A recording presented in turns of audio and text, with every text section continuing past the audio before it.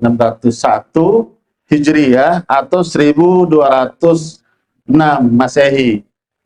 Nah, inilah awal ada kaderisasi waliullah. Sudah ada tarekatnya, sudah ada sanatnya, sudah ada kitabnya, sudah ada mazhabnya. Mazhab Syafi'i sudah dibangun.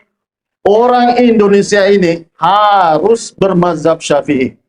Masya Allah. Kenapa mazhab Syafi'i? Ini dulu orang Arab itu suka berantem karena perbedaan aspirasi suku. Di Yaman banyak suku, tapi juga banyak yang berbeda-beda pahamnya, berbeda-beda sektenya, berbeda-beda alirannya. Ada yang Syiah, ada yang Khawarij, ada yang Hanafi, ada yang Syafi'i. Di Irak lebih parah lagi, di Lebanon, di Syam lebih parah lagi. Bunuh-bunuhan. Biasanya perbedaan suku karena beda beda rebutan cewek misalnya atau rebutan lahan parkir, itu biasa, itu sering clash, sering tabrakan, itu kepentingan suku. Tapi sukunya sudah beraliran, dikasih aliran tertentu, sekte-sekte. Suku A bermazhab Syiah, suku B Khawarij, suku C Hanafi, suku D Syafi'i, suku lainnya ada yang Mu'tazilah, ada yang Ibadiyah, cabang dari, ada yang Qaramitas, cabang dari Ismaili Syiah, ada yang Ibadiyah, cabang dari Khawarij. Ini semua campur-campur dalam konflik suku. Akhirnya yang terjadi konflik sektarian. Semuanya ngutip agama, ngutip ayat, ngutip hadis. Akhirnya apa? Bunuh-bunuhan. Sama-sama ngutip Quran, sama-sama ngaji hadis, sama-sama ngaji kutubus sittah, tapi karena konflik suku, maka sukunya berubah menjadi konflik agama antara iman dengan yang kafir, saling mengkafirkan. Apa yang terjadi? Maka pasca Khalifah Abbasiyah dihancurkan oleh dinasti dari Cina, itu Mongol, hancur, kemudian terpecah-pecah bangsa Arab dalam garis-garis sektarian ini.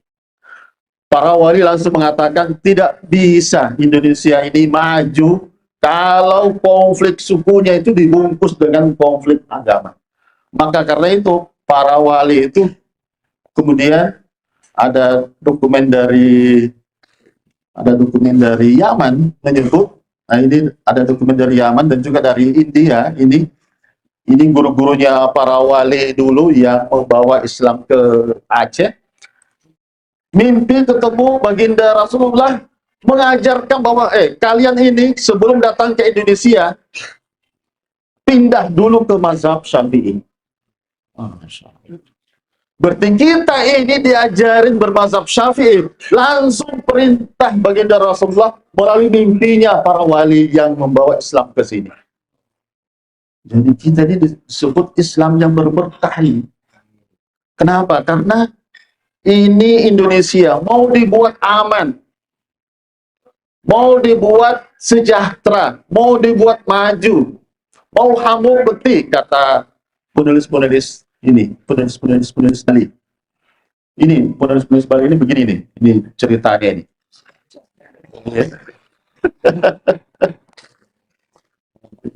Ini para Mubarak sudah mulai membaca, cuma belum khatam dia, jadi harus lanjutkan lagi dengan ngajinya ini.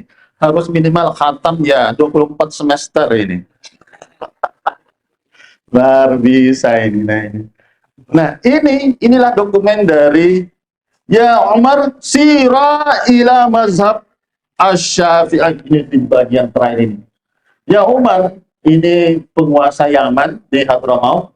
Sir sirah, ini ada yang menyebut sayir, ada yang menyebut sirah, sayir ila mazhab Asy-Syafi'i.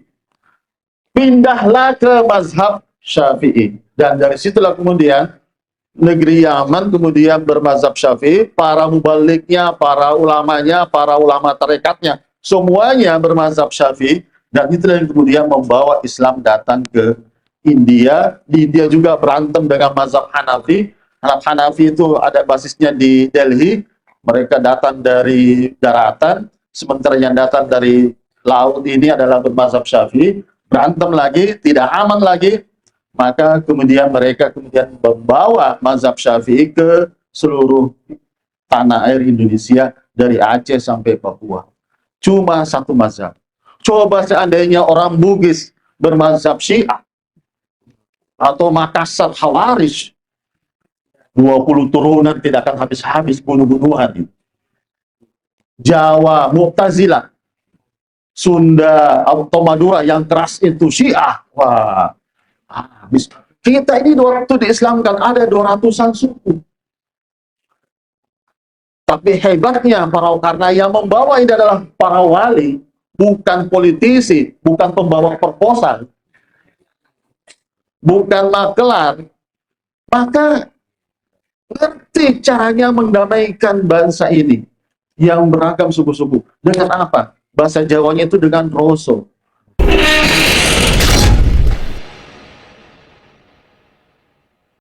Kami muliakan wabil khusus kepada guru kita Al-Mukarram Andre Gurutta Dr. Kiai Haji Barodin Hais, yang merupakan guru kami yang kedua di pesantren An-Nahdha dulu setelah kakak beliau Al-Maghfurlah Kiai Muhammad Harisa, Kiai Haji Muhammad Harisa AS yang sudah mendahului kita. Semoga segenap amal ibadah dan segenap kebaikan beliau yang mengajarkan kita ilmu agama diterima oleh Allah Subhanahu wa taala. Amin amin ya rabbal alamin. Pagi ini saya diminta oleh Andre Gurutta wa nafa'ana bi ilmihi fid dharain amin. Amin. Andre Gurutta meminta saya yang kebetulan lagi ada acara keluarga di Bone, ya saya diminta untuk mengisi pengajian tarekat pagi ini. Ya semoga meminta kalau bisa bicara tentang masalah yang sekarang lagi heboh ini.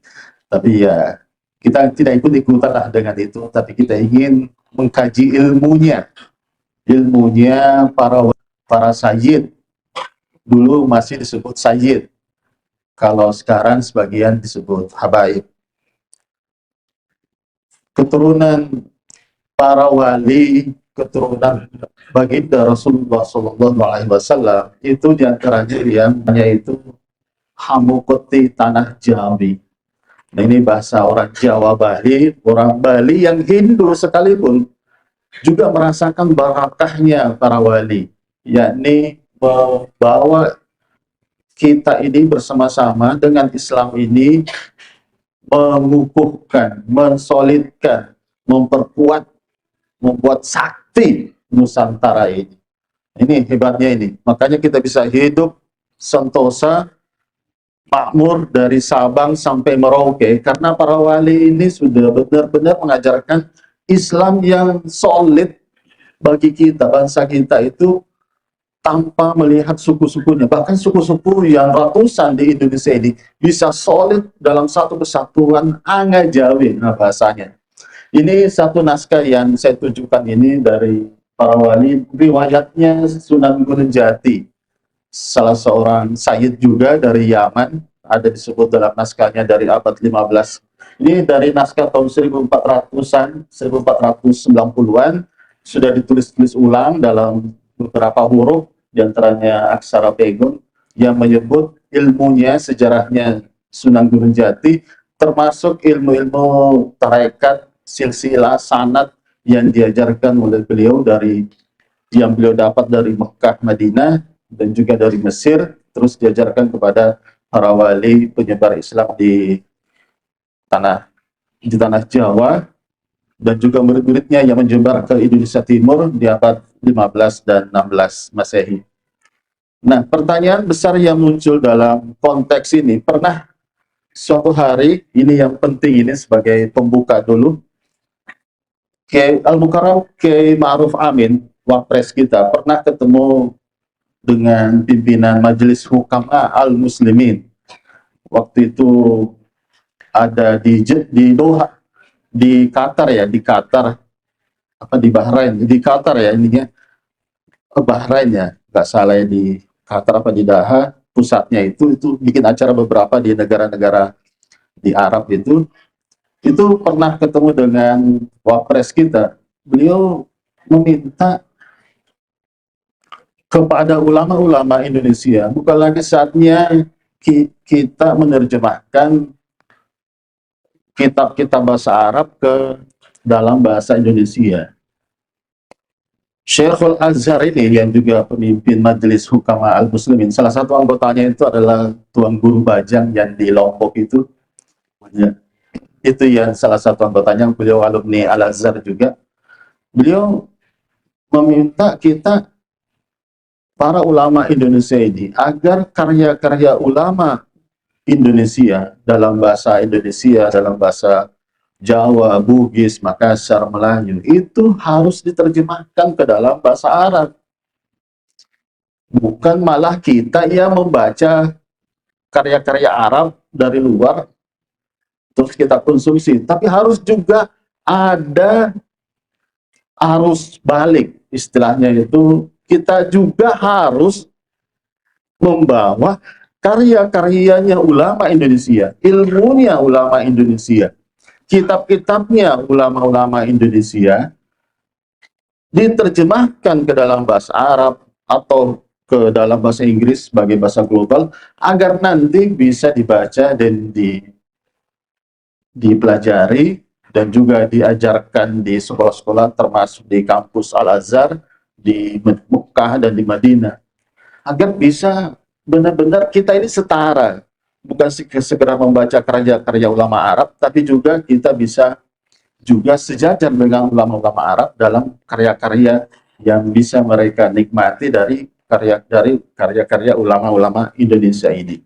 Nah, inilah satu contoh bahwa kita ini sudah saatnya, ya, ini banyak anak-anak muda kita yang banyak belajar bahasa Arab, bahasa Inggris, bahasa-bahasa dunia, bisa menjadi pelopor dari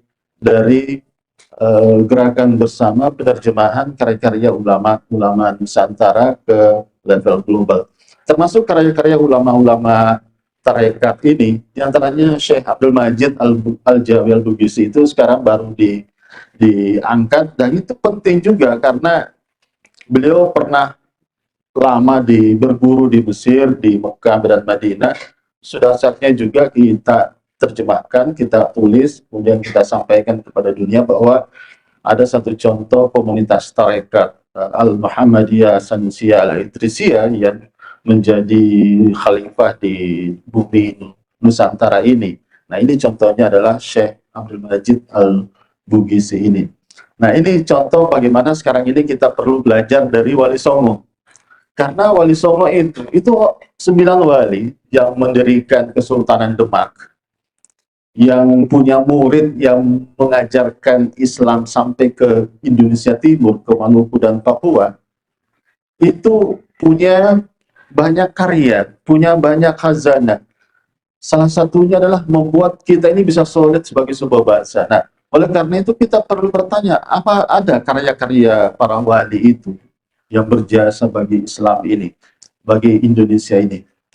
Nah, ternyata kita cek dalam beberapa naskah, memang harus kita menguasai banyak aksara, karena dulu santri-santri Bontoala, pusat Islamisasi dulu di tahun 1600-an, ya, di situ ada beberapa ulama yang menjadi muridnya Syekh Datori Bandan.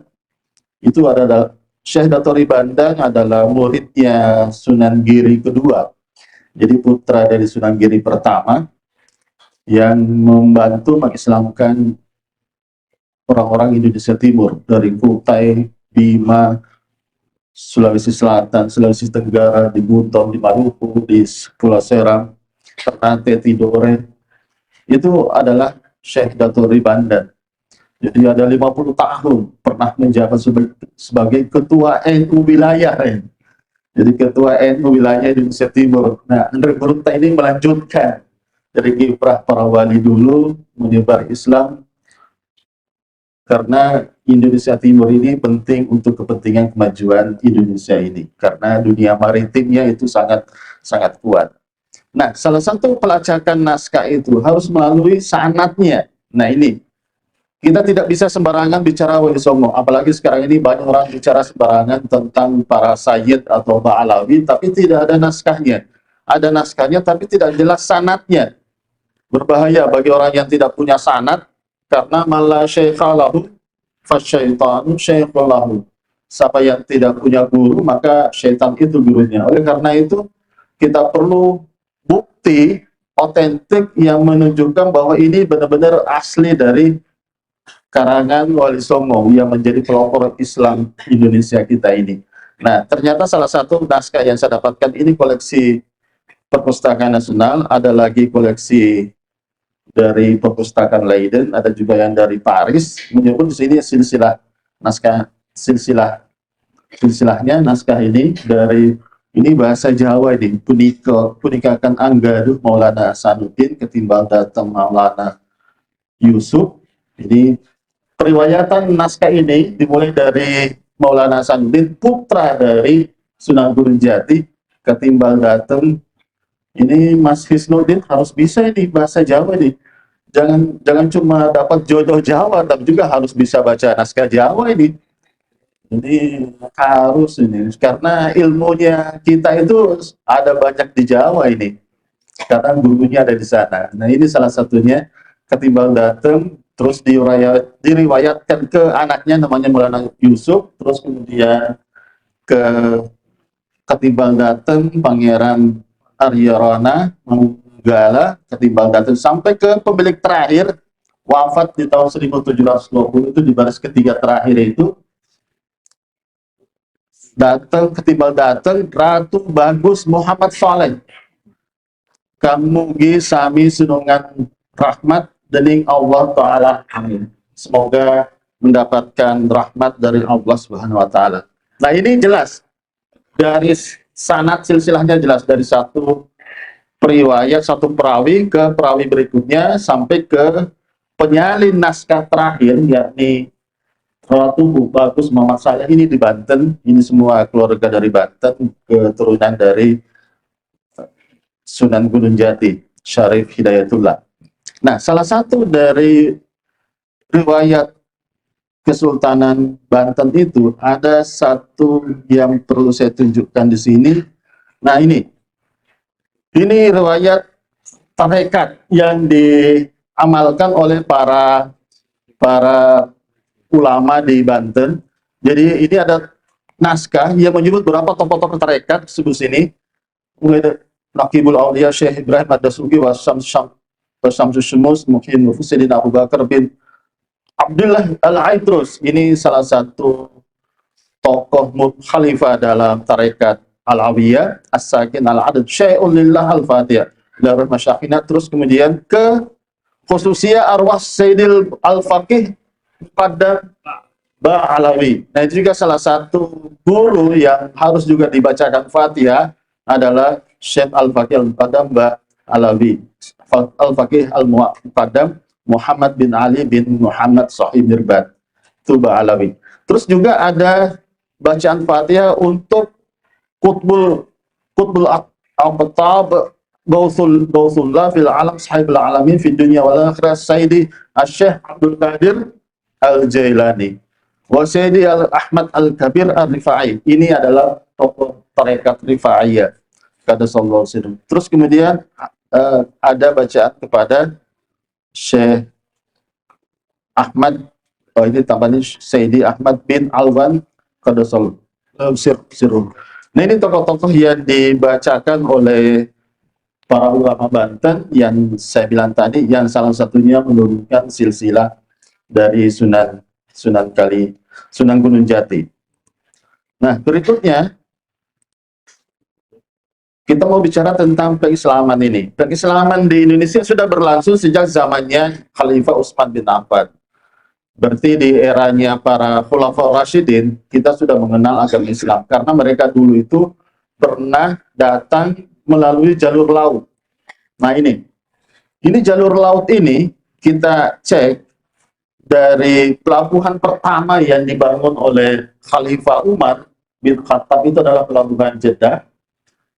Kemudian di masanya Khalifah Utsman, kapal-kapal Arab itu sudah sampai ke Cina, sudah membawa utusannya Khalifah Utsman sampai ke Kanton, itu pusat perdagangannya orang Cina yang banyak didatangi oleh pedagang-pedagang Arab di eranya Khalifah Utsman bin Affan. Nah, ini pasti mereka lewat ini. Ini jalur merahnya adalah jalur hitam dan merah ini adalah jalur dagang bertemu dengan jalur dakwah. Baghdad ini adalah pusatnya mazhab Syafi'i. Banyak pedagang-pedagang bermazhab Syafi'i di sini yang datang dari Basrah.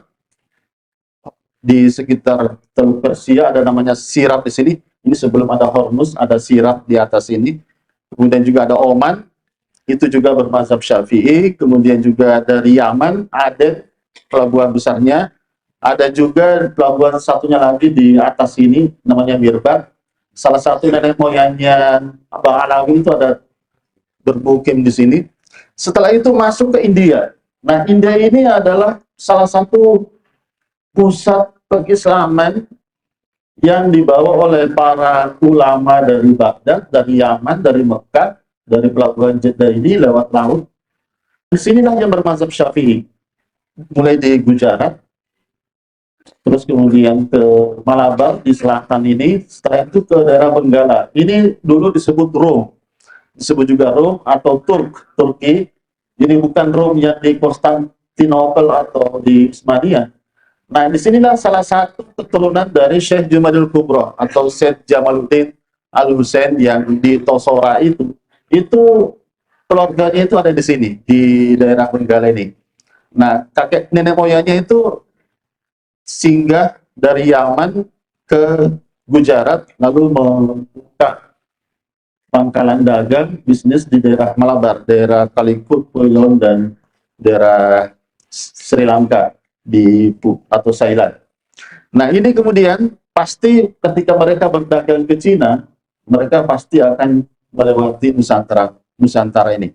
Maka daerah utara Sumatera inilah yang pertama menerima Islam, tapi belum dalam konteks yang sistematis. Jadi ada pengislaman yang berupa individu-individu, ada pengislaman yang nanti dimulai di Pasai, di Aceh, di abad 12 itu, sudah berbicara Islamisasi secara pelembagaan. Ada kitabnya, ada tarekatnya, ada sanadnya, ada silsilah. Sudah jelas di sana mazhabnya, yakni mazhab Syafi'i. Maka itu baru dimulai di eranya Pasai. Nah, ada yang menarik dari Pasai. Ini naskah Pasai yang ini. Naskah Pasai ini salah satunya yang ditulis oleh orang Bugis Makassar ini. Karena di halaman pertama dari naskah ini tuh ada tulisan Antontara ini. Nah, ini nanti kita baca ini di lain kesempatan. Artinya yang salah satu merawat ini, pusakanya Nusantara ini, literaturnya, literasinya Islam Nusantara ini adalah orang Bugis Makassar. Nah, ini halaman pertama Hikayat Pasai, tulisan dari abad 14, bercerita bahwa Islam ini akan muncul di Nusantara ini bukan lagi pengislaman secara individu-individu. Nanti suatu saat Syahdan di atas ini lagi akan dijadikan Allah Subhanahu wa Ta'ala dalam negeri itu terbanyak daripada waliullah. Jadi dalam negeri itu. Nah, ini sudah ramalan yang diriwayatkan oleh orang Pasai dari pedagang-pedagang Arab bahwa Rasulullah itu sudah meramalkan. Wah, ini sanadnya perawi dari Rasulullah ini memang tidak kita temukan dalam kitab-kitab hadis atau kutubus sittah. Tapi memang ada banyak kitab-kitab sufi itu tidak ada dalam riwayat-riwayat sufi tidak ada dalam kutubus sittah. Misalnya hadis kuntu kanzan mafiyah itu kan tidak ada dalam kutubus sittah, tapi diriwayatkan oleh para ulama-ulama sufi, ulama tarekat. Nah, itu sanadnya berbeda dengan perawi hadis.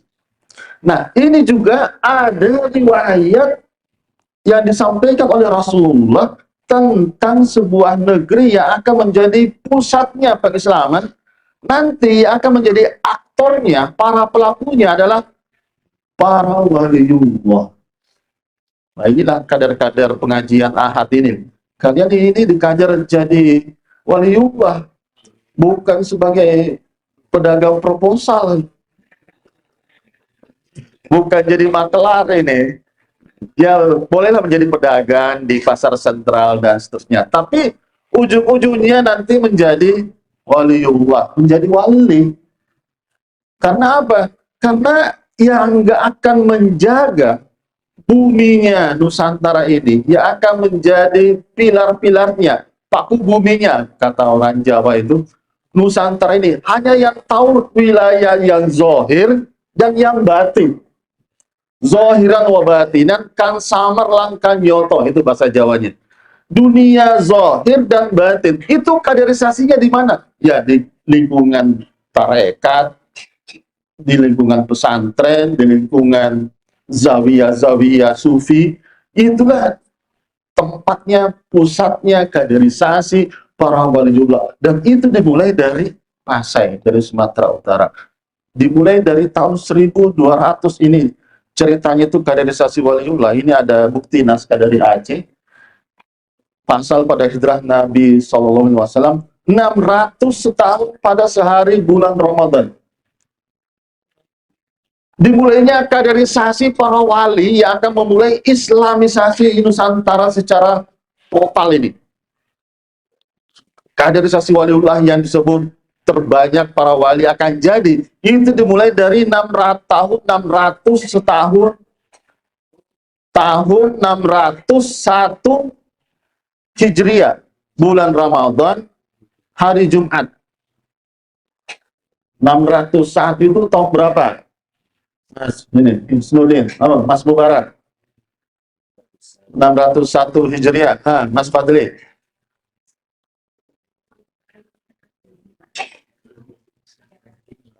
Masehinya 1200.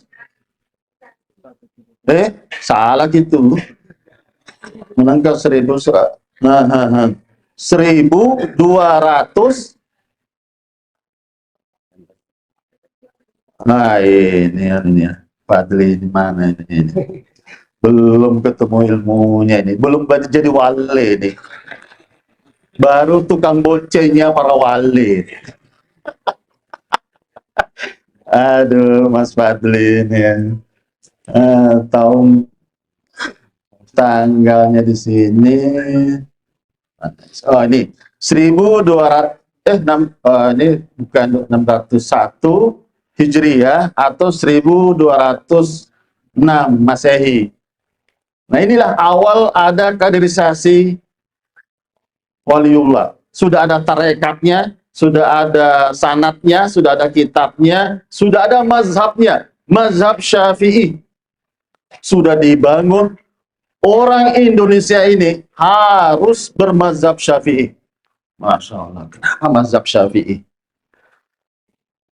Ini dulu orang Arab itu suka berantem karena perbedaan aspirasi suku. Di Yaman banyak suku, tapi juga banyak yang berbeda-beda pahamnya, berbeda-beda sektenya, berbeda-beda alirannya. Ada yang Syiah, ada yang Khawarij, ada yang Hanafi, ada yang Syafi'i. Di Irak lebih parah lagi, di Lebanon, di Syam lebih parah lagi. Bunuh-bunuhan. Biasanya perbedaan suku karena beda ya beda rebutan cewek misalnya atau rebutan lahan parkir, itu biasa, itu sering clash, sering tabrakan, itu kepentingan suku. Tapi sukunya sudah beraliran, dikasih aliran tertentu, sekte-sekte. Suku A bermazhab Syiah, suku B Khawarij, suku C Hanafi, suku D Syafi'i, suku lainnya ada yang Mu'tazilah, ada yang Ibadiyah, cabang dari, ada yang Qaramitas, cabang dari Ismaili Syiah, ada yang Ibadiyah, cabang dari Khawarij. Ini semua campur-campur dalam konflik suku. Akhirnya yang terjadi konflik sektarian. Semuanya ngutip agama, ngutip ayat, ngutip hadis. Akhirnya apa? Bunuh-bunuhan. sama-sama ngutip Quran, sama-sama ngaji hadis, sama-sama ngaji kutubus sittah, tapi karena konflik suku, maka sukunya berubah menjadi konflik agama antara iman dengan yang kafir. Saling mengkafirkan. Apa yang terjadi? Maka pasca Khalifah Abbasiyah dihancurkan oleh dinasti dari Cina itu Mongol, hancur, kemudian terpecah-pecah bangsa Arab dalam garis-garis sektarian ini. Para wali langsung mengatakan tidak bisa Indonesia ini maju kalau konflik sukunya itu dibungkus dengan konflik agama. Maka karena itu para wali itu kemudian ada dokumen dari Yaman menyebut, nah ini ada dokumen dari Yaman dan juga dari India, ini guru-gurunya para wali dulu yang membawa Islam ke Aceh, mimpi ketemu baginda Rasulullah, mengajarkan bahwa kalian ini sebelum datang ke Indonesia pindah dulu ke mazhab Syafi'i. Berarti kita ini diajarin bermazhab Syafi'i, langsung perintah baginda Rasulullah melalui mimpinya para wali yang membawa Islam ke sini. Jadi kita ini disebut Islam yang berberkah. Kenapa? Karena ini Indonesia mau dibuat aman, mau dibuat sejahtera, mau dibuat maju, mau hamu beti, kata penulis-penulis ini, penulis Bali. Ini penulis Bali ini begini nih, ini ceritanya ini.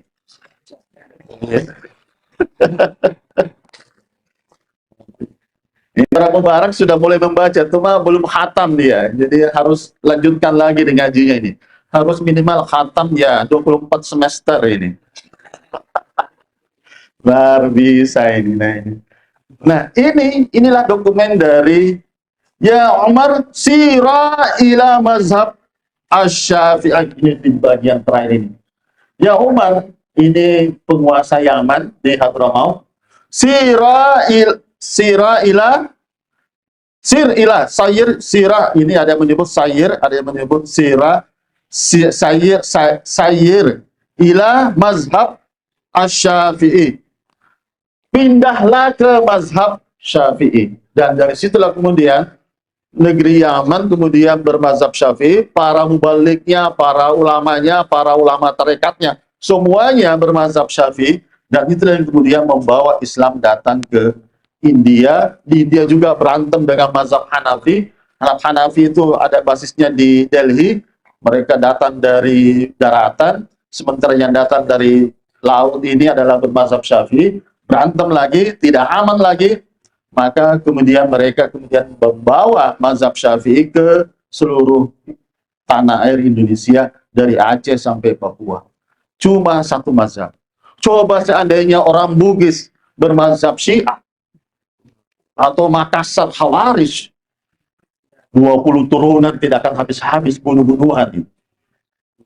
Jawa Mu'tazilah, Sunda atau Madura yang keras itu Syiah. Wah, habis.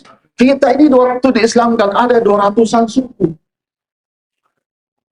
Tapi hebatnya karena yang membawa ini adalah para wali, bukan politisi, bukan pembawa proposal, bukan makelar. Maka ngerti caranya mendamaikan bangsa ini yang beragam suku-suku. Dengan apa? Bahasa Jawanya itu dengan roso. Kalau bahasa kita mapasi katamu. Rasa, kalau di NTT namanya ada istilahnya itu. Di NTT bahasanya itu marapu. Rasa, dengan rasa. Jadi pendekatan kemanusiaan, pendekatan mapasi katamu. Yang dicari adalah orang ini mau hidup enak, aman, mau selamat, mau tentram, mau sejahtera. Enak hidup ini, tidak ada gangguan, semuanya tenang, damai. Pakai pendekatan waliullah, pendekatan tarekat.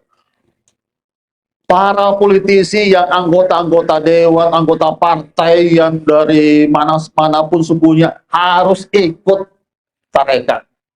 harus bermazhab Syafi'i, harus menjadi muridnya para waliullah. Bukan dibalik, kok politisi jadi gurunya para wali. Nah, itu kan terbalik itu. Justru harus itu politisi ini, para aktivis partai, harus menjadi murid dari para waliullah. Makanya para waliullah itu yang kemudian ditempatkan dalam struktur Kesultanan Demak, demikian juga di Kesultanan Goa, di Aceh, Palembang, Banjar, dan seterusnya. Itu ulama itu berposisi sebagai pimpinan legislatif yang mengangkat, yang memberi, yang membuat undang-undang. Posisinya seperti MPR. Sementara para politisi ini, para aktivis partai itu adalah posisi di eksekutif, seperti posisinya Raden Patah. Nah, itu yang kemudian disebut dengan Sakapapat. Ada 4 pilar kekuasaan, ada wali, ratu, itu raja, kemudian ada kodi, kali, yakni yudikatif, dan ada jaksa, pembantu yudikatif. Nah, itu juga yang diamalkan di Sulawesi Selatan, istilahnya itu Sakapapat. Apa? Sulapa Epa.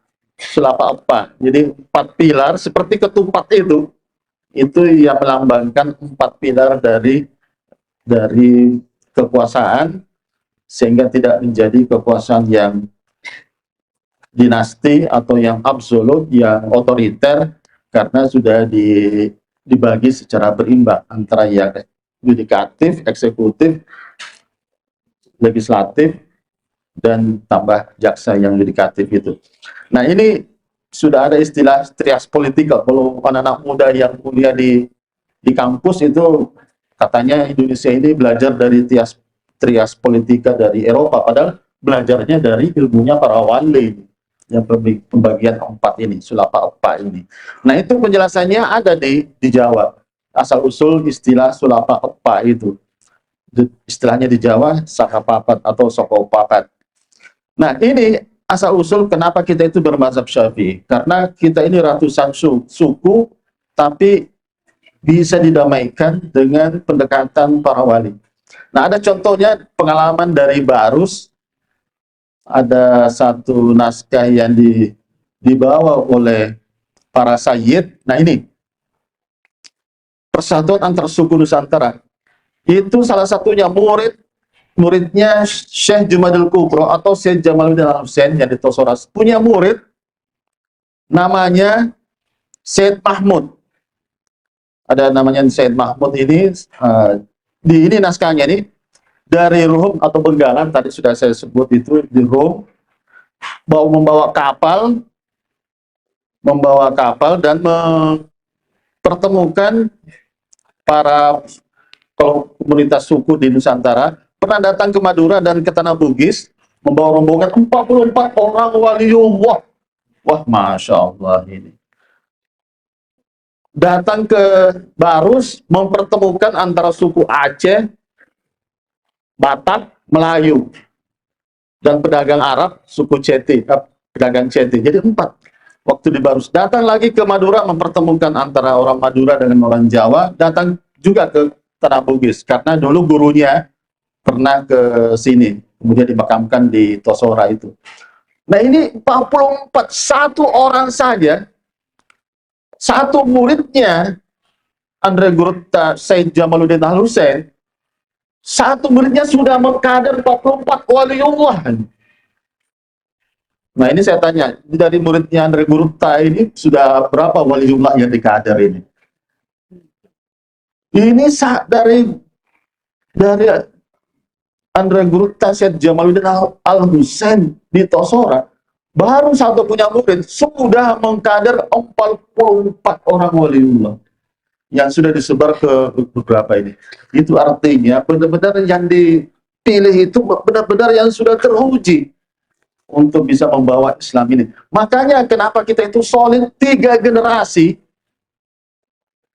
Dari generasinya Syed Jamaluddin Tosora, terus ke cucunya Sunan Ampel, terus kemudian ke murid-muridnya Sunan Giri yang diantaranya ada Syekh Dato' Riban, dan itu 3 generasi kita sudah tuntas Islam itu tersebar dari Aceh sampai Papua.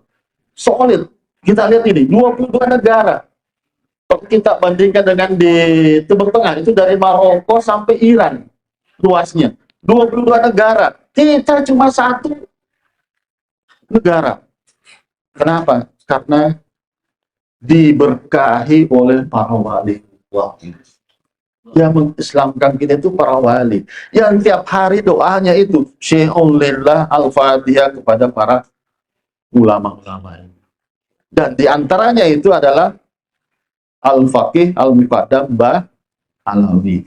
Jadi salah satu yang berjasa bagi keislaman Nusantara ini adalah Mbah Alawi. Nah, ini ada naskah dari contohnya dari ini naskah Lontara Jangan-Jangan ini dari tahun 1600-an ini.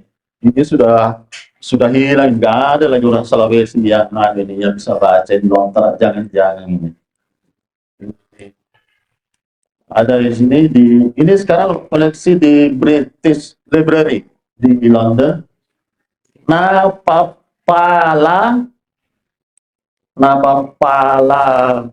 bagian Napapalaki, nikahnya begini nih modelnya. Empoang. Ini A, gak ada H waktu itu, belum ada H. Baru ada A. Empoang. Nikanaya, ini ya. Nikanaya. Anakoda Bonang. Anakoda Bonang. Bonang. Anakoda. Ini anakoda. Berarti yang menguasai dunia maritim. Ini ngikutin kakeknya dulu ini, yakni Syekh Said Jumadil Kubro atau Syekh Jamaluddin Hussein. Itu disebut dalam naskah itu kapalnya itu Sawidak. Sawidak itu artinya 60 buah. Wah, hebat memang. Jadi Syekh Jamaluddin Tosora ini bukan orang sembarangan, karena ini kan mau berlayar antar pulau ini, Indonesia Timur. Siapa guru maritimnya orang Bugis Makassar? Ya beliau ini. Kemana-mana itu bawa kapal, dan menjadi nakoda, sampai ke Cina kapalnya. Nah, dilaporkan di daerah Ternate, ada satu rajanya namanya Raja Almarhum. Itu namanya Raja Almarhum, bukan yang Almarhum, tapi Raja Almarhum. Dari Ternate, itu cerita. Nenek moyang kami tahun 1426 ada tahun ininya disebut di situ tahun Saka, pakai tahun Jawa dulu orang Indonesia Timur, bahwa tahun kalau kita konversi ke Masehi 1426 datang yang namanya Datuk Hussein, panggil Datuk Hussein datang ke sini berdagang. 2 tahun kemudian datang lagi beliau, bukan lagi disebut sebagai Datuk Hussein, tapi Said Al-Hussein, Al-Akbar. Al-Akbar itu sebutan beliau juga dipakai di Jawa. Ini ada buktinya di naskah. Nah, ini naskah dari Banten. Wonten suara kapirat dening Syekh Akbar, yakni Syekh Jumadil Kubro. Jadi waktu itu memang Al-Akbarnya itu diberikan karena beliau yang melapangkan jalan Islamisasi secara tuntas dari Aceh, dulu pangkalannya di sana, dari Aceh sampai di Indonesia Timur. Jadi Al-Akbar itu, kenapa disebut yang di Tosora itu Al-Akbar? Karena disebut sebagai Syekhul Al-Akbar, guru besar, profesor sekarang. Tapi ya sekarang profesor sudah turun ya kualitasnya ya. Mestinya ini ngikutin Syekh Akbar, Syekh Jamaluddin itu. Jadi antaranya yang profesor sekarang di Indonesia Timur harus bisa baca ini. Jadi Mas Hisnuddin, jadi yang mau jadi profesor harus dites dulu. Bisa nggak dibaca ini? Kalau nggak bisa, gagal namanya, gagal total. Karena iya anakoda bonang. Nah, anakoda bonang. Kenapa disebut anakoda? Karena ini mau melanjutkan kiprahnya Guru Tayan di Tosora. Harus anakoda. Bisa sampai ke Maluku, bisa sampai ke Ternate, Tidore, harus jadi pelaut. Nah, itulah kemudian orang Bugis kan, orang Makassar menjadi pelaut. Di sini ceritanya sampai ke Madagaskar. Anakoda, pembawa kapal sendiri. Kemudian siapa yang disebut Bonang itu? Nah, salah satu anggota majelis wali itu ada namanya Kanjeng Sunan Bonang. Nah, Sunan Bonang ini punya banyak murid berdakwah ke luar Jawa. Nah, yang disebut Anakoda Bonang ini adalah salah satu muridnya Sunan Bonang yang berbasis di daerah Tuban. Itu ada daerah Bonang namanya, tempat, jadi tempat dakwahnya sang guru ini itu kemudian diberikan gelar dengan panggilan daerah tempatnya, guru yang di Bonang atau Sunan Bonang itu. Nah, salah satu muridnya menjadi pelaut. Nah, ini banyak dipelajari oleh orang-orang Maluku, datang ke Tuban ngaji di sini, orang-orang Ambon, orang-orang Ternate Tidore datang ke sini. Nah, berarti orang Makassar sudah mengenal satu muridnya, waliullah yang bernama Kanjeng Sunan Bonang. Di sini muridnya itu diberi gelar Anakoda Bonang itu. Erang-erangna ri Karainga, nah ini erang-erangna yang berwarna merah ini, erang-erangna ri Karainga, dan seterusnya. Nah, Karainga waktu itu adalah Tuni, siapa waktu itu Karainga? Tuni, bukan, setelah itu, Tuni, Tuni, Tuni Langga, dari pulau. Ya, anaknya itu Tuni Jalo itu anaknya. Tuni Palangga apa? Tuni. Nah, ini sekitar tahun 1560-an. Ini beliau datang ke Makassar waktu itu. Nah, ini satu contoh bahwa orang-orang Sulawesi sudah mengenal tradisinya Wali Songo, melanjutkan ilmunya kakeknya Sunan Ampel, yakni ini Sunan Ampel ini adalah bapaknya Sunan Bonang. Anakoda Bonang adalah murid dari Sunan Bonang. Kemudian ada kakeknya Syekh Jamaluddin, ada cucunya Syekh Jamaluddin Tosora yang bernama Sunan Ampel itu.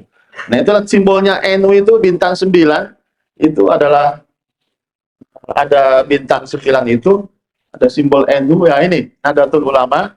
Itu kenapa bintang 9 itu yang bintang besar itu menandakan adalah Sunan Ampel, sang guru, maha gurunya, Syekh Akbarnya 9 wali, yang lainnya itu 8 itu adalah muridnya. Jadi yang pertama itu adalah Sunan Ampel yang besar, terus Sunan Bonang putranya, terus ada lagi putranya namanya Sunan Derajat, terus ada lagi muridnya bernama Sunan Kalijogo, kemudian juga ada muridnya yang bernama Sunan Gunung Jati yang barusan kita baca, terus ada lagi muridnya namanya Sunan Muria, dan juga ada lagi Sunan Kudus, 9. Nah, dari 9 ini 7 yang merupakan Ba'alawi. Sunan Ampel, Sunan Kudus, Sunan Bonang, Sunan Derajat, Sunan Gunung Jati, itu adalah Ba'alawi. Keturunan dari, jadi kalau Ba'alawi itu ada 2 cabangnya yang besar itu. Satu yang menurunkan Al-Faqih Al-Muqaddam, yang menurunkan Habib-Habib ini adalah Tas, Al-Habsyi, bin Yahya, dan seterusnya. Yang bagian kanan itu yang menurunkan Wali Songo. Itu dari jalurnya Syed Abdul Malik bin Alwi bin Muhammad Sahib Birbat. Kalau Al-Faqih Al-Muqaddam itu sebelah kiri, itu Al-Faqih Al-Muqaddam bin Muhammad Al-Faqih Al-Muqaddam bin Ali bin Muhammad Sahib Birbat. Jadi ketemu di kakeknya ini namanya Muhammad Sahib Birbat ini. Disitulah ketemunya nasab Ba'alawi dengan nasab Wali Songo. Nah, 2 yang dari anggota Wali Songo namanya Sunan Kalijogo dan Sunan Muria itu bukan Ba'alawi, tapi dari jalur Bani Abbas, keturunan Sayyidina Abdullah bin Abbas. Pamannya bin Abbas itu, Sayyidina Abbas adalah pamannya Rasulullah SAW. Nah, itu. Nah, ini kita cek ya dari kesaksian naskah ini, dari ini silsilah lengkapnya. Kalau kita lihat dari silsilahnya Sunan Gunung Jati yang Ba'alawi itu disebut di sini, Maulana Hasanuddin adalah putra dari Maulana Syarif Hidayatullah. Ini terus kemudian ke atasnya adalah Raja Ummatuddin, terus kemudian di atasnya Ali Nuruddin, kemudian dia Maulana Jamaluddin Akbar. Nah ini disebut di sini Maulana Jamaluddin Al-Akbar Hussein. Nah, saya perbesar ini yang dimakamkan di Tosora, disebut di sini Tufia fi Bugis. Sanahnya tahunnya tidak tertulis, cuma disebut Tufia fi Bugis. Nah ini berarti ini adalah cicitnya, berarti Sunan Gunung Jati adalah cicitnya Syed Jamaluddin Al-Husain yang di Tosora itu. Nah, sampai ke atas itu adalah ada Abdul Malik. Nah, ini Azamat Khannya ada disebut Abdul Azamat Khan. Kemudian Abdul Malik ini yang migrasi ke India dari Hadramaut, dari Mirbad. Terus sampai ke atas lagi. Nah, ini yang pernah diperdebatkan soal Ubaidillah. Nah, silsilah Banten menyebut nyambung dengan baginda Rasulullah melalui jalur Ubaidillah. Nah, ini yang perlu diperjelas di sini. Setelah itu bapaknya Ahmad Al-Muhajir dan seterusnya sampai ke atas. Nah, ini yang dari Banten, ini ada lagi yang dari Cirebon. Ini, wah ini yang bahasa Jawa ini tulisannya begini nih. Ini. Hisnuddin perlu baca ini. Ini harus ini baca nih karena ini warisan, ini tidak bisa kita ini pusaka ini, karena ini pusakanya nenek moyang kita dulu ini yang dari jalur Syekh Datori Banda. Nah, ini disebut di sini Ubaidillah sama dengan yang silsilah di sini. Ini adalah salah satu yang menyebut silsilahnya Sunan Gunung Jati di dalam, ini sudah saya transliterasi dalam buku Wali Songo, buku kecil itu, nanti bisa dibaca itu. Nah itu, ya sudah ada sama Andre Gurta itu. Nah ini yang sudah dipegang oleh Andre Gurta. Nah itu, nah ini satu lagi yang silsilah dari Giri, dari Sunan Giri. Nah ini datuknya ini orang Islam Sulawesi ini, karena ada gurunya yang ada di Giri, di Gresik, Jawa Timur. Ini juga menyebut silsilahnya para wali, keturunannya Sunan Giri. Oh ya, saya lupa tadi nyebut salah satu dari 9 wali itu adalah Sunan Giri. Nah, Sunan Giri itu punya putra namanya Sunan Giri Dalem. Yang kedua, Sunan Giri kedua, itulah yang menjadi gurunya Syekh Datori Banda. Itu yang dimakamkan di Talo itu. Nah, gurunya ini punya silsilah. Pertama di sini Muhammad Ainul Yakin, Sunan Giri radhiyallahu anhu bin Ishaq bin Ibrahim Zainal Akbar bin Jamaluddin Al-Husain. Nah, ini Al-Husain. Jadi yang di Tosora bin Ahmad Jalal. Nah, ini yang di India. Terus bin Jalal bin Ahmad Jalal Shah bin Abdullah. Nah, ini Abdullah ini kakeknya Syed Jamaluddin di India juga, bin Abdul Malik. Nah, Abdul Malik ini yang migrasi dari Yaman ke India, awalnya ke Gujarat ini. Ada catatannya dalam dokumen di India. Kemudian bin Alwi, ini bapaknya, ini saudara dengan bapaknya Al-Faqih Al-Muqaddam. Jadi ada namanya bapaknya Al-Faqih Al-Muqaddam bernama Ali, itu saudara dengan Alwi yang menurunkan Wali Songo. Kalau Ali yang menurunkan para habaib ini yang Al-Attas, Al-Habsyi dan seterusnya itu. Kemudian beliau putra bin Muhammad Shahib Mirbad. Ini sama kan yang tadi di silsilah Banten dan Cirebon. Terus kemudian di sini ada perbedaan redaksi di sini. Di sini bukan Ubaidillah tapi Abdullah. Nah, tapi antara Abdullah dengan Ubaidillah itu sama sebetulnya. Karena sama-sama satu putra dari Ahmad Al-Muhajir itu. Nah ini yang dokumen dari Palembang. Dokumen dari Palembang ini hurufnya ini sudah kecil-kecil tapi masih bisa terbaca. Ini menyebut Syed Jamaluddin, sembahan Jamaluddin yang berdiam, di sini disebut ada di Tanah Bugis. Ini saya perbesar dulu. Saya perbesar.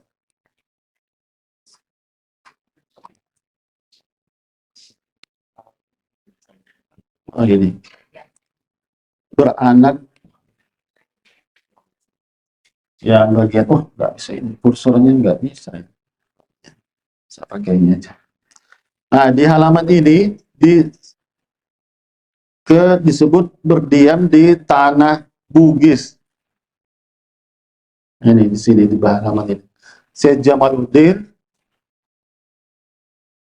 Tamullah itu artinya pakai bahasa Jawa ini, sebagian Melayu, sebagian Jawa. Tamullah artinya berdiam, turun ke negeri Kamboja, Bugis. Saya ini ada juga disebut Bugisnya di sini. Ini dari sumber Palembang. Ini sekarang disimpan oleh Raja Sultan Palembang sekarang itu yang masih muda itu. Sering ikut di acara-acara festival keraton. Nah, ini ada tulisannya di sini. Ini yang saya tandai ini. Sembahan Syed Jamaluddin Tamullah. Tamullah itu sama dengan redaksi dari naskah ini. Ini juga yang Jawa ini juga menyebut Tamullah. Tamullah artinya yang berdiam. Nah, inilah pentingnya harus banyak aksara dikuasai ini, Snowden ini. Kalau hanya lontara Bugis, ya lontara Bugis juga belum tentu bisa menguasai, apalagi ya lontara jangan-jangan. Ini minimal 5. Lontara jangan-jangan, lontara Jawa, lontara Bali, Pegong, Melayu, 5 minimal. Baru bisa tahu ilmunya. Rahasianya mencaci wali. Waliullah minimal dalam fi tarikhi wali sangal tarikhi al-auliya at-tis'ah. Nah, ini. Jadi harus minimal 5. Nah, ini untuk bisa membaca silsilah Palembang ini campur Melayu, campur Jawa. Nah, ini ada istilah Tamullah. Waduh, apa istilahnya Tamullah itu? Oh, berarti pembaca naskah ini, silsilah ini harus bisa juga menguasai naskah Jawa. Gitu. Dan itu baru bisa ketemu maknanya yang diungkap dalam naskah silsilah Palembang ini. Disebut Tamullah berdiam turun ke negeri Kamboja. Kamboja itu maksudnya di Palembang, Bugis, setelah itu ke Tanah Bugis. Jadi sama yang disebut dalam naskah silsilah Banten yang saya kutip tadi ini juga menyebut Syed Jamaluddin itu adalah seorang Balawi yang wafat di Tanah Kosora, di Tanah Bugis, sama dengan dokumen yang dari Palembang ini. Nah, ini tahunnya silsilah ini disebut di sini tahun 1000, ada tahun Hijriahnya. Sudah saya tulis di buku ini, juga di buku yang tipis itu, tahun 1721 Masehi. Jadi ada naskah tua dari Palembang ini yang memberi bukti tentang para pembawa Islam ini, terutama Andre Gurupta yang di Tosora itu adalah keturunan Balawi dan berjasa mengislamkan kita. Jadi jangan macam-macam dengan Balawi. Ya, ada Balawi yang nakal-nakal, ya ada juga. Tapi kalau yang jelas itu yang Regurta yang di Tosora itu adalah seorang Balawi yang menurunkan para wali itu. Karena itu adalah kakeknya Sunan Ampel yang bintang besar di simbol bintang 9-nya Nahdlatul Ulama. Nah, berikutnya ada lagi apa kita mau tahu ini sudah Balawi, apa ajarannya? Nah, ini yang penting ini, selain tadi ajaran tarekat, tasawufnya, kaderisasi wali jumlah, apa ajarannya yang menarik dari. Oh, satu lagi sebelum saya ke ajarannya, isbatan ini kalau kita bicara banyak orang ramai-ramai pembatalan. Wah, hati-hati kalau bicara tentang pembatalan nasab. Islam aswaja di Indonesia memang tidak diajarkan babun nasab. Tidak pernah ada cerita tentang babun nasab. Tapi ada namanya babus sanad. Bahkan sanad itu adalah pintu pertama kita belajar ilmu. Karena tanpa sanad, laqala mangkala masya, laula laulal isnad, laqala masya. Maka seseorang akan ngomong sembarangan. Oleh karena itu, kalau kita mau belajar tentang guru-guru ulama kita yang Ba'alawi, pintunya itu lewat pintu sanad. Nah, salah satu referensinya para ulama aswaja berbicara tentang nasabnya Ba'alawi itu melalui kitab sanadnya atau kitab mu'jamnya Imam Ibnu Hajar Al-Haytami. Nah, ini kitabnya ini. Saya tampilkan di sini. Nah, salah satu ini dari manuskrip dari Jamiatul Azhar, saya dapatkan. Beliau menyatakan dari salah satu sanad tarekat beliau mengatakan, walaftim tarekah jalilah aliyah al-miqdar labistuha min abi. Nah, ini mengambil dari buku sanadnya gurunya yang Al-Idrus, Abdullah bin Abu Bakar Al-Idrus. Nah, Abdullah bin Abu Bakar Al-Idrus min abihi Abu Bakar Al-Idrus wa huwa min abihi. Ini hanya ini mirip yang di India ini, model Persia dan Urdu ini. Wa huwa min abihi Muhammad min abihi. Ini jalur sanad. Kebetulan ini adalah nasabnya Ba'alawi yang menurunkan ilmu-ilmu tarekat, yakni tarekat Alawiyah yang diperoleh oleh Imam Ibnu Hajar Al-Haytami, penulis kitab Tuhfatul Muhtaj. Siapa yang meragukan kitab Tuhfatul Muhtaj dalam mazhab Syafi'i? Selama mengakui mazhab Syafi'i, pasti mengakui sanadnya Ba'alawi. Kalau ada orang meragukan ini, sudah keluar itu dari mazhab Syafi'i. Jangan-jangan itu Khawarij itu. Nah, itu kita harus hati-hati di sini karena yang mengukuhkan nasabnya Ba'alawi melalui pintu sanad adalah Imam Ibnu Hajar Al-Haytami. Ulama mujtahid mazhab, ulama mujtahidnya Syafi'i. Itu yang diakui sebagai mu'tabar di lingkungan Nahdlatul Ulama. Min abi. Nah, terus al-min abihi al-faqih Muhammad. Nah, ini maksudnya al-faqih ini adalah al-faqih al-muqaddam. Namanya Muhammad alladzi yantasibu minhu ansabu Bani Alawi. Darinya itu bercabang nasab-nasab.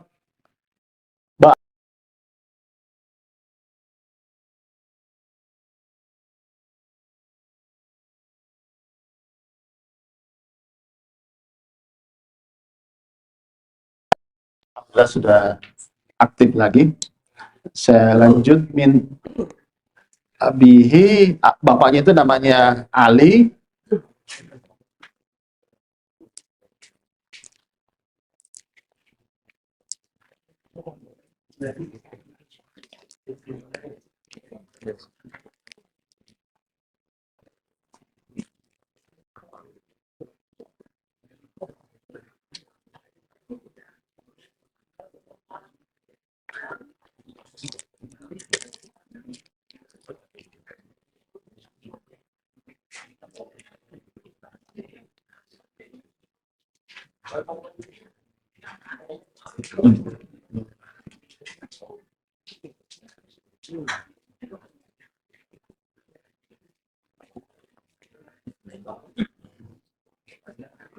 Oke, saya lanjut di sini ayatnya satu orang min abihi sama orang ya satu orang di sini. Jadi bukan orang yang berbeda. Nah, ini versi naskah. Ini naskahnya nih yang dari Al-Azhar pakai Abdullah. Nah, versi yang ditarif ada yang menulis juga dari versi tarif dari koleksi naskah ditarif. Hadramaut itu pakai Ubaidillah. Ubaidillah. Nah, kita di Nusantara mengambil dua-duanya. Ada yang versi Ubaidillah, ada yang Abdullah. Dan itu sama satu orang gitu. Min abihi Ahmad, yang disebut sini Ahmad al-Muhajir, min abihi Aisyah, min abihi Muhammad, min abi Ali, min abi Ja'far as-Sadiq, min abi al-Bakir, Muhammad al-Bakir maksudnya di sini, min abihi Ali Zainal Abidin, min abi Sayyidus Syuhada, al-Husain min abi Ali radhiyallahu anhu min Rasulullah sallallahu alaihi wasallam. Jadi ini adalah jalur sanad yang sekaligus juga mengisbatkan, memperkukuh jalur nasabnya Bah Alawi melalui riwayat Imam Ibnu Hajar Al-Haytami. Nah, ini pegangan kita. Kalau sekarang ini lagi ribut-ribut soal Bah Alawi, ini yang pegangan kita. Nah, jadi kalau juga ada yang Bah Alawi yang nakal-nakal mau semua di Bah Alawi kan, kita harus jelas juga kan sanadnya, jelas juga referensi naskahnya. Makanya kalau ada yang ini macam-macam suruh ini baca naskah itu. Kalau perlu suruh baca lontar jangan-jangan gitu. Supaya bisa khatam ilmunya itu. Nah, berikutnya ini sanadnya Sunan Gunung Jati. Nah, ini beliau menyebut beberapa guru-gurunya ini. Al-Bukhari Muhammad Al-Masdaki. Salah satunya di sini disebut Qadhi Zakaria Al-Ansari. Jadi ini jalurnya Sunan Gunung Jati sama dengan jalurnya Syekh Zakaria Al-Ansari. Ini adalah gurunya Imam Ibnu Hajar Al-Haytami. Inilah yang menjadi patokan kita. Makanya Wali Songo juga itu juga jalur ilmu, juga jalur nasab. Bah Alawi sebagian sanadnya adalah sanad ulama-ulama Syafi'i. Nah, itu. Terus kemudian juga seperguruan dengan Syekh Abdul Wahab Asy'arani. Ini juga di sini Asy'ara atau Asy'arawi. Itu penulis kitab-kitab hadis banyak di kitab-kitabnya beliau ini. Terus kemudian ada satu lagi disebut di sini Syekh Asy'inawi, Syekh Ahmad Asy'inawi. Bapaknya Syekh Ahmad gurunya Syekh Ahmad Al-Kushashi. Ya, jadi Syekh Ahmad Asy'inawi punya murid namanya Syekh Ahmad Al-Kushashi.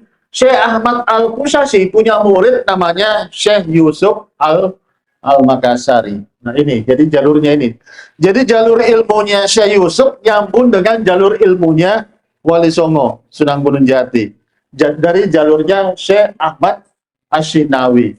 Nah, Asy'inawi inilah yang memberikan banyak sanad keilmuan, termasuk tarekat Qadiriyah, tarekat Khalwatiyah, dan tarekat Qadiriyah. Nah, ini yang dari jalur Ahmad Asy'inawi. Nah, tarekatnya Wali Songo ini ada disebut di sini. Nah, ini tarekatnya Wali Songo itu diantaranya disebut di sini tarekat Ishqiyah, ini yang banyak di India. Tarekat Ishqiyah, terus ada Syatariyah, terus Naqsabandiyah.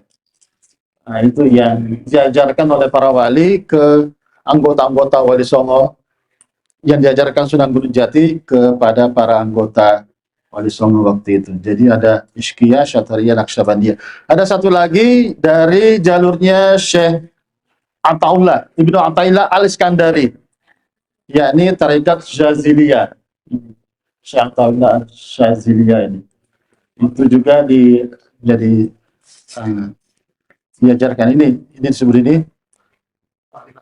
Mari Syekh, saya mendapatkan juga ilmu dari Syekh Al-Imam Ibnu Ataillah Asy-Syazili Tarikatan Al-Iskandari. Ada terpotong di sini. Jadi salah satu sanadnya Wali Songo adalah sanad Syaziliyah.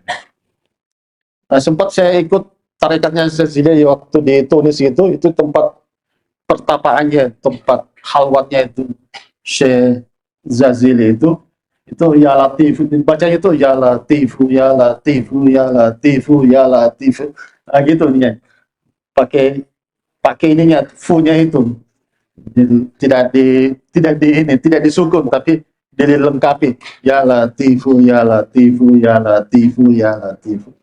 Nah, itu Nah, salah satu cabangnya kan ini, tarekat Muhammadiyah Sanusiyah ini. Jadi pokoknya itu ada di Syaziliyah itu.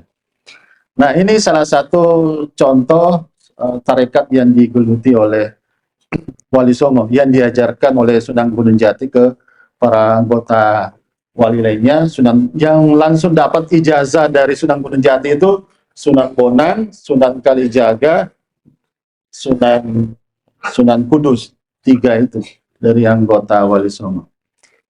Nah, kita lihat ini sebelum kita tanya jawab, saya mau cek lagi ajaran intinya para wali itu.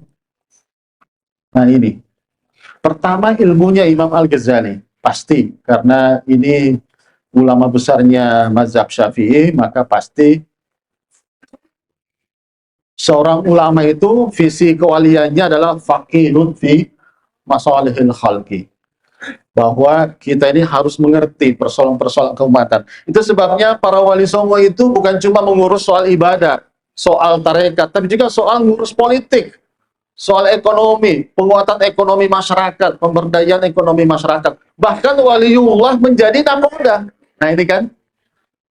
Jadi waliullah itu sekaligus menjadi nakoda, punya kapal berdagang. Nah, berdagang karena itu bagian dari faqihun fi masalihil khalqi, menegakkan, paham dan sadar betul bagaimana mewujudkan kemaslahatan bangsa ini. Nah, dipakai lagi dalam bahasanya para wali, agawe manfaat, memberi manfaat bagi bangsa ini. Al-Audah. Nah, ini satu ajaran dari Syekh Ibnu Arabi, juga diperjelas oleh para wali dari kitabnya Ibnu Arabi yang judulnya itu Al-Futuhatul Makkiyah, kalau nggak salah di jilid ketiga itu.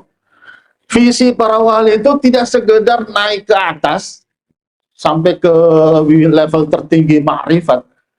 Kalau sudah sampai ke level tertinggi, kata Ibnu Arabi, harus al-audah, kembali lagi ke dunia kehidupan yang nyata ini. Untuk apa? Untuk mewujudkan kemaslahatan umat manusia. Nah, itu yang kemudian dipakai oleh para wali dalam cerita Dewa Ruci. Ini ceritanya wayang. Sunan Kalijogo membuat cerita kaum sufi itu, ceritanya seperti Bima dalam cerita Pandawa di Mahabharata itu. Bima ini punya guru tapi niatnya jahat, tidak bagus. Akhirnya dia mencari guru yang lebih, disuruh ini mengembara oleh gurunya sendiri. Ternyata tujuannya gurunya ini yang tidak baik, ini yang punya niat jahat, untuk membunuh Bima karena dia adalah tokoh Pandawa itu, sementara gurunya ini berpihak ke Kurawa, musuhnya Pandawa. Tiba-tiba di tengah laut bertemu dengan guru sejati namanya Dewa Ruci. Nah, Dewa Ruci inilah kemudian mengajarkan ilmu ma'rifat. Nah, kata Sunan Kalijaga, inilah ilmu tertinggi yang diterima oleh Bima ini. Ilmunya ilmu tasawuf. Tapi pas menemukan ma'rifat sejati, ilmu kesampurnaan, ilmu sempurna itu, Bima disuruh pulang, kembali ke kampungnya, karena menunggu yang namanya Baratayuda, perang besar antara yang hak dengan yang batil. Maka harus ikut di situ. Jangan menikmati dunia kesepian yang sendirian di atas sana. Harus kembali. Al-Audah, ini bahasanya Ibnu Arabi. Artinya para sufi, kaum waliullah itu bukan himpunan manusia yang meninggalkan dunia sosial, ekonomi, dan politik, tapi ikut terlibat memberikan kemajuan, memberikan penguatan dan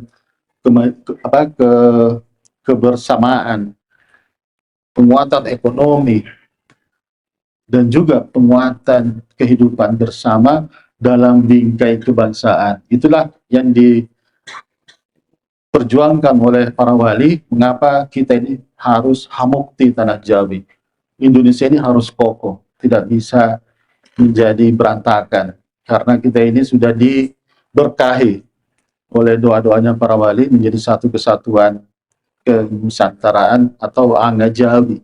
Nah ini Indonesia ini adalah doa barakahnya para wali. Tanah yang ada di sini sudah didoakan sebagai Al-Ardul Mubarakah.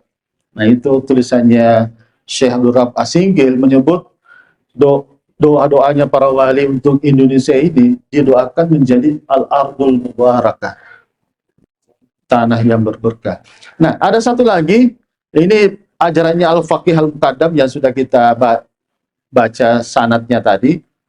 Famala ila tasawuf wa kasara saifa. Nah, ini cara dakwah yang sudah dimulai oleh para wali dan generasi berikutnya, tidak menggunakan kekerasan. Ini bedanya di India. India itu karena lewat darat, rombongan para khalifah, rombongan komandan militer, rombongan berkuda, pakai pedang mengislamkan. Datang ke Delhi pakai pedang, datang ke Gujarat pakai pedang, datang ke daerah Benggala, Tanaus dan seterusnya pakai pedang. Akhirnya apa? Orang Hindu itu trauma dengan kekerasan itu. Coba lihat film-film India.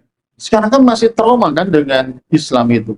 Sampai sekarang masih ada gesekan-gesekan konflik antara Muslim dan India. Masjid peninggalannya Sultan Mughal itu, yang pertama itu, dihancurin oleh orang Hindu. Kenapa? Karena trauma dengan Islam, trauma dengan masjid. Akhirnya para wali kemudian nggak bisa pakai pedang. Wakasar sefa, hancurkan pedang, kita pakai pendekatan fikih, tasawuf. Akhirnya Syekh Jumadil Kubro datang ke sini, bahasanya di dalam naskah adalah membawa kitab. Kebek kapalipun dening sastra ambakta kitab cerita. Sudah enggak lagi pakai pedang. Ceritanya para wali yang datang ke Nusantara, kapalnya itu penuh dengan buku-buku kitab sastra, kitab cerita, kitab agama, dan kitab non-agama, yakni buku-buku hikayat, cerita, lontaran. Untuk apa? Untuk menghibur masyarakat, supaya enak dibawa masuk Islam. Jadi kitab dan cerita, itu isi kapalnya.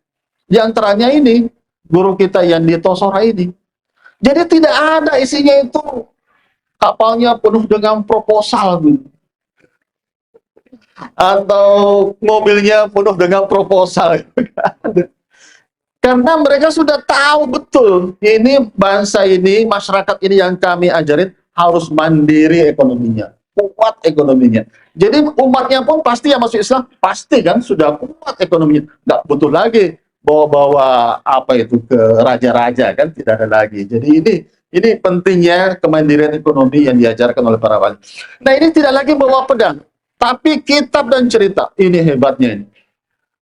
Ketika diajarin syahadat, itu pakai syahadat cara ini. Ini contohnya ini di Jawa. Sunan Bonang ngajarin syahadat dengan ini. Aksara yang bukan Arab. Hebatnya. Sehingga apa yang terjadi? Otomatis masuk Islam, login. Kata apa dalam ceramahnya Habib Ja'far itu. Wa asyhadu alla ilaha illallah wahdahu la syarikalah wa asyhadu anna Muhammadan Rasulullah. Ini orang Majapahit, orang Hindu Buddha dulu sering baca ya kayak gini, aksara Jawa ini. Tapi pas baca kitabnya Sunan Bonang, kok isinya syahadat, otomatis masuk. Jadi gampang masuk Islam gitu. Oh, ternyata isinya syahadat. Alhamdulillah. Gampang kan masuk Islam. Tidak perlu harus belajar Arab dulu. Kalau langsung Arab, waduh, lari mereka. Nah, inilah kemudian makanya diajarkan itu. Nah, sama tadi lontaran jangan-jangan juga dipakai oleh Syekh Datori Bandang untuk ngajarin syahadat. Sehingga gampang kan orang Sulawesi masuk Islam. Karena ini ngikutin cara wali. Jadi itu, mereka belajar dari cara wali bahwa kita ini tidak bisa dengan cara pemaksaan-pemaksaan. Harus dari dalam, rasanya itu yang ada dari dalam diri kita itu. Oke, karena nanti kita mau diskusi, ini sudah jam setengah 11 ya, sudah setengah 11. Oke, nanti kita lanjut lagi. Jadi intinya kita perlu belajar banyak dari para wali, perannya, silsilahnya untuk kepentingan solidaritas kebangsaan kita. Kalau ada ya sekarang ini macam-macam, sekarang ini tentang para sayyid, kita tanya mereka, mana bukti naskahnya, mana dokumennya. Pegangan kita adalah para ulama Syafi'i yang banyak jadi rujukan, jadi pegangan bangsa kita, diantaranya adalah Imam Ibnu Hajar Al-Haytami tentang Bahalawi itu. Nah, kenapa kita perlu belajar Wali Songo? Karena itu tadi, kita ingin bagaimana agama kita, ajaran kita, ilmu kita, kitab-kitab kita, itu semua bisa dibawa keluar untuk menjadi bukti, teladan bagi bangsa lain, bagi umat Islam lainnya, bahwa kita ini perlu menjadi contoh. Muslim India misalnya perlu belajar contoh ke sini.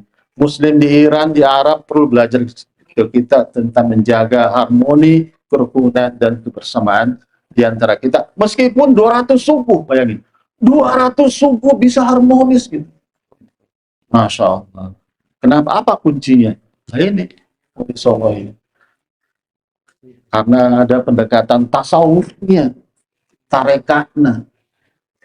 Lagaligo itu kemudian ditulis ulang oleh penulis-penulis santri, murid-muridnya Syekh Datori Bandang, menjadi Sawari Gadin ikut Matareka. Wah, itu kan hebatnya. Sawari Gadin bertarekat.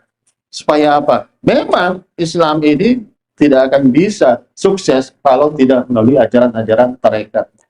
Karena disitulah kita bisa kompak kan, bisa solid di bawah ajaran sang guru gitu. Oke, saya kira itu pengantar saya. Semoga ini bisa membawa barakah dan manfaat untuk kita semua, terutama untuk diri saya pribadi. Wallahul muwaffiq ila aqwamit thoriq. Wassalamualaikum warahmatullahi wabarakatuh.